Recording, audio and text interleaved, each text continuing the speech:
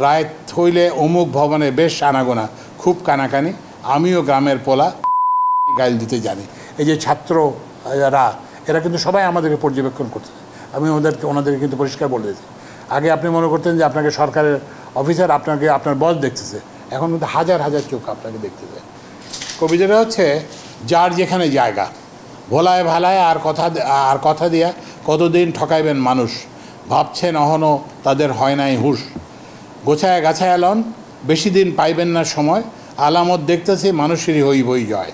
কলিমুদ্দিনের পোলা চিঠি দিয়ে জানাইছে ভাই, আইতাছি টাউন দেখতে একসাথে আমরা সবাই, নগরের ধাপ্পাবাজ মানুষের কইও রেডি হইতে, বেদম মায়ের মুখে কতক্ষণ পারবো দাঁড়াইতে, টিকিট ঘরে ছাদের বিকেলে দাঁড়ায় যখন যা খুশি যারা কন, কোনোদিন খোঁজ লইছেন গ্রামের লোকের সোজামন, কি চায় কতখানি চায়, কয়দিন খায় আর কয় বেলা না খায় কাটায়, রায় হইলে অমুক ভবনে বেশ আনাগোনা, খুব কানাকানি, আমিও গ্রামের পোলা গাইল দিতে জানি। তো সুতরাং আমাদের জন্য খুব ভয়াবহ সময়। এই যে কতগুলো ছাত্র নামছে, আমরা পুলিশ, র্যাব, এপিসি, তারপর ট্যাঙ্ক, হেলিকপ্টার, কিছুই তো কাজ করে নাই।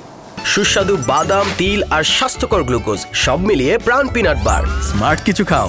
ওই যদি আপনার ভিডিওতে দেখছেন, বলতে যে যাকে গুলি করি সে মরে যায়, কিন্তু পাশের লোক সরে না। তো এখন আপনি চিন্তা করেন, যদি এই যে শ্রমিক কৃষক যাদের কথা এখানে বলা হয়েছে, ওরাও যদি আসে, আমি কোথায় দাঁড়াবো?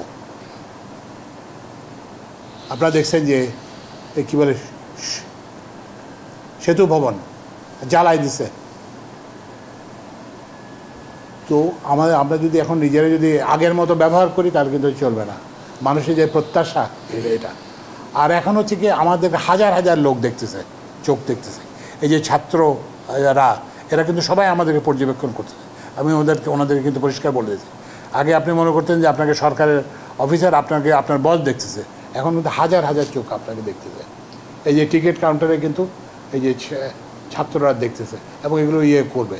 তো এগুলো যদি আমরা কোনো রিয়েল না করতে পারি, আমি তো ব্যক্তিগতভাবে চলে যাব, কিন্তু আপনাদের জন্য ভয়াবহ পরিণত হবে।